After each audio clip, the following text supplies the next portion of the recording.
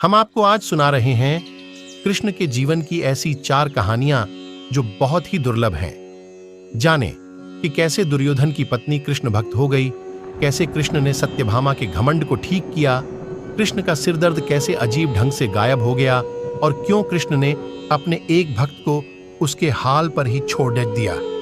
तो ऐसा ही भक्ति कहानी सुनने के लिए हमारी ज्ञानी बालाजी चैनल को सब्सक्राइब कर लीजिए और हो सके तो एक लाइक भी कर दीजिएगा। तो चलिए चलते हैं कहानी की ओर। कहानी नंबर 1, दुर्योधन की पत्नी का कृष्ण भक्त हो जाना। सद्गुरु। दुर्योधन की पत्नी का नाम भानुमति था।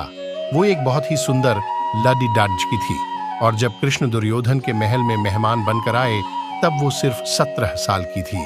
दुर्योधन ने एक षड्यंत्र रचा जिससे कृष्ण को नशे की हालत में लाकर कोई वादा करा लिया जाए। उसने सभी तरह की व्यवस्थाएं की और इस बात का खास ख्याल रखा कि भोज में खूब अच्छी मात्रा में शराब भी हो। दुर्योधन के दोस्त भी आए और सभी ने इतनी शराब पी कि वे सब नशे में धुत हो गए, पर कृष्ण ने अपने आप को शांत रखा और वे हर किसी को खुश करते रहे। इस सारे हंगामे में भानुमति ने भी कुछ ज्यादा ही पी ली, जितनी वो पी सकती थी उससे भी ज्यादा। वो एक युवा लड़की थी और उसे इन चीजों की आदत नहीं थी, तो वो नशे में बहकने लगी। कुछ समय बाद सभी लोग बहकने लगे और चीजें काबू से बाहर जाने लगीं। भानुमति अपने पर काबू खो बैठी। वो कृष्ण से लिपट गई और उनके लिए अपनी इच्छा प्रकट करने लगी। कृष्ण ने उसे किसी शिशु की तरह संभाला और वे समझ गए थे कि स्थिति खराब हो चुकी थी। वे समझ गए थे कि भानुमति अगर कुछ गलत कर बैठी तो बाद में संभाल नहीं पाएगी और हस्तिनापुर की रानी का गौरव कलंकित हो जाएगा। इसलिए कृष्ण उसको उठाकर महल के अंदर ले गए और उसकी सास गांधारी के कक्ष में जाकर उनके हवाले कर दिया। अगले दिन सुबह जब भानुमति को पता चला तो वो कृष्ण के प्रति सम्मान और कृतज्ञता से भर गई कि उन्होंने उसे बचा लिया था। तब से वो कृष्ण की भक्त बन गई। कहानी नंबर 2, कृष्ण की घमंडी पत्नी। सद्गुरु। सत्यभामा कृष्ण की दूसरी पत्नी थी। वो एक बहुत ही घमंडी स्त्री थी।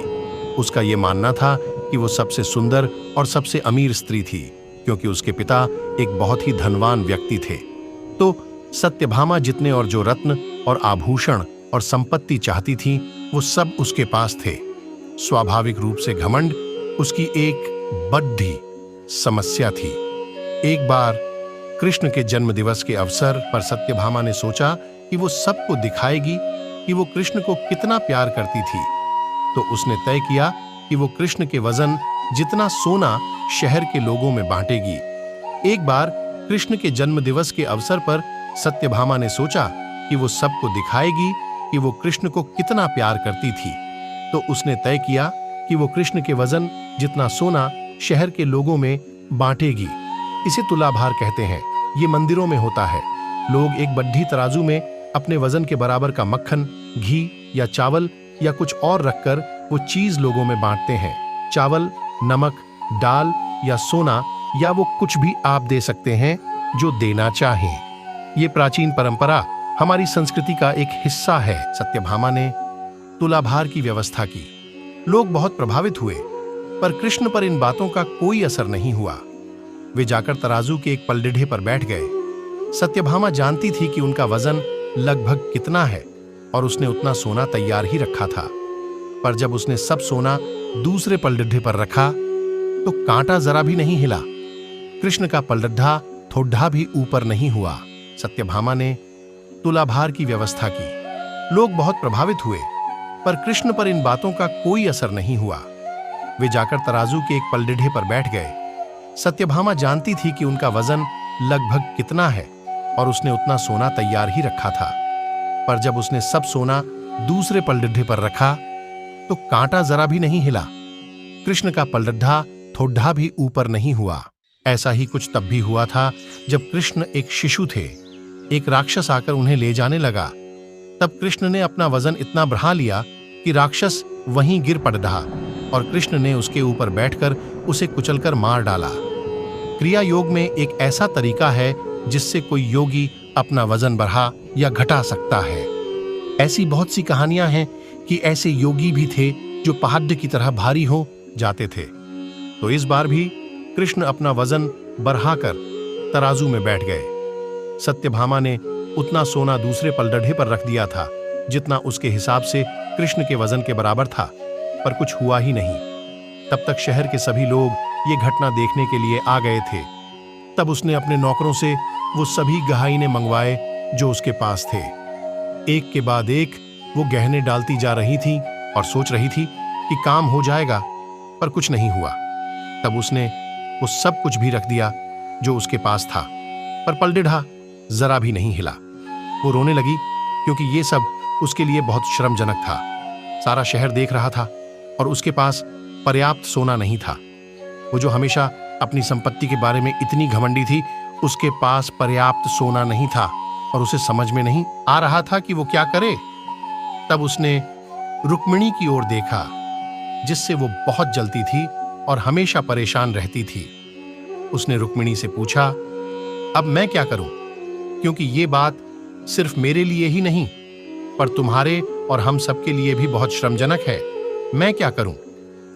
तब रुक्मिणी बाहर गई और तुलसी के पौधे के 3 पत्ते उठा लाई। जैसे ही तुलसी के वे पत्ते उसने तराजू के दूसरे पलडढ़े पर रखे, कृष्ण का पलडढ़ा तुरंत ही ऊपर आ गया।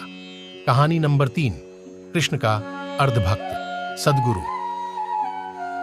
एक दिन कृष्ण दोपहर में खाना खा रहे थे और सत्यभामा बहुत ही खुशी और गर्व के साथ खाना परोस रही थी, क्योंकि वो ऐसे व्यक्ति नहीं थे। खाना तो खा लीजिए और फिर जाइए। कृष्ण बोले, नहीं, मुझे जाना जरूरी है, और मुख्य दरवाजे की ओर दौड़ पड़े। पर अचानक वे वापस मुड़े और खाना खाने बैठ गए। तब सत्यभामा ने पूछा, आप इस तरह क्यों दौड़ पड़े और क्यों वापस आ गए? ये सब क्या है? कृष्ण ने जवाब दिया, मेरा एक भक्त जंगल में बैठा था और उसके जीवन प्राण ही कृष्ण कृष्ण कृष्ण हो गए थे। मैंने एक भूखे बाघ को उसकी ओर आते देखा तो मुझे जाना पड़ा। मैं दरवाजे तक पहुंचा ही था कि उस बेवकूफ ने पत्थर उठा लिया, तो मैं वापस आ गया। अब उसे अपने आप ही अपनी परिस्थिति संभालने दो। कहानी नंबर 4, कृष्ण के सिरदर्द का इलाज सद्गुरु। एक बार कृष्ण के जन्मदिवस के अवसर पर उत्सव मनाने के लिए बहुत बड़ी तैयारियां की गई थीं। नृत्य, संगीत और भी बहुत कुछ। लोग बड़ी संख्या में इकट्ठा हुए, पर कृष्ण घर में ही बैठे रहे। वे शायद उसमें भाग लेना नहीं चाहते थे। वैसे तो कृष्ण हर तरह के उत्सव के लिए हमेशा तैयार ही होते थे, पर इस दिन किसी वजह से उनकी इच्छा नहीं थी। रुक्मिणी आई और पूछने लगी, नाथ, आपको क्या हो गया है? क्या बात है? आप उत्सव में शामिल क्यों नहीं हो रहे? कृष्ण बोले, मुझे सिरदर्द है। हमें नहीं मालूम उनको वास्तव में सिरदर्द था या नहीं। हो सकता है कि वाकई हो, और यह भी संभव था कि वे नाटक कर रहे हों। उनमें वो योग्यता थी। कृष्ण बोले, कोई जो मुझे वाकई में प्यार करता हो, वो अपने पैरों की धूल अगर मेरे सिर पर मल दे तो मैं ठीक हो जाऊंगा।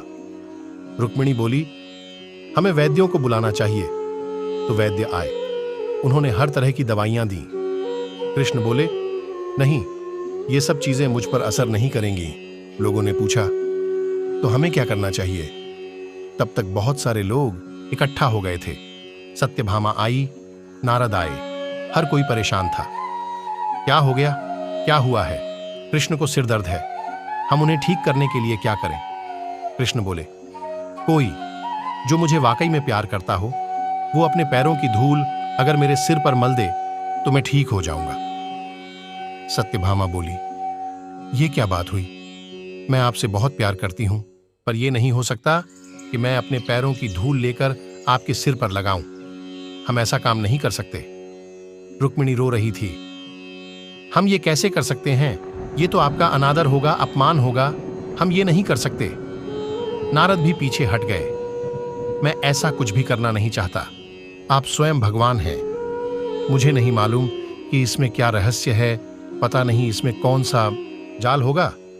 मैं अपने पैरों की धूल आपके सिर पर रखूंगा तो हमेशा नरक की आग में जलूंगा। मैं ऐसा कोई काम करना नहीं चाहता। चारों ओर बात फैल गई। हर कोई सकते में था। हम ये काम नहीं कर सकते। हम सब उन्हें बहुत प्यार करते हैं। पर ऐसा करके हम नरक में जाना नहीं चाहते। उत्सव मनाने के लिए लोग कृष्ण का इंतजार कर रहे थे, पर कृष्ण अपना सिर दर्द कर बैठे थे। फिर ये बात वृंदावन तक पहुंची। गोपियों को मालूम पड़ा कि कृष्ण को सिर दर्द है। तब राधा ने अपनी साधी का पल्लू फाड़ कर जमीन पर बिछा दिया और सब गोपियां उस पर नाचने लगीं। उन्होंने फिर वो पल्लू नारद को देकर कहा, इसे ले जाइए और कृष्ण के सिर पर बांध दीजिए। नारद वो धूल भरा पल्लू ले आए और उसे कृष्ण के सिर पर बांध दिया। कृष्ण का सिर दर्द तुरंत ठीक हो गया। कृष्ण ने हमेशा स्पष्ट रूप से बताया कि उनके लिए कौन सी चीज सबसे ज्यादा महत्वपूर्ण थी। हालांकि वे राजाओं के साथ घूमते थे और उन्हें बहुत से राज्य भेंट किए गए, पर उन्होंने वे नहीं लिए। उनके लिए यही सच्चा, निस्वार्थ, सरल प्रेम ही महत्वपूर्ण था। तो आज के लिए इतना ही। फिर मिलेंगे अगले वीडियो में। वीडियो देखने के लिए धन्यवाद।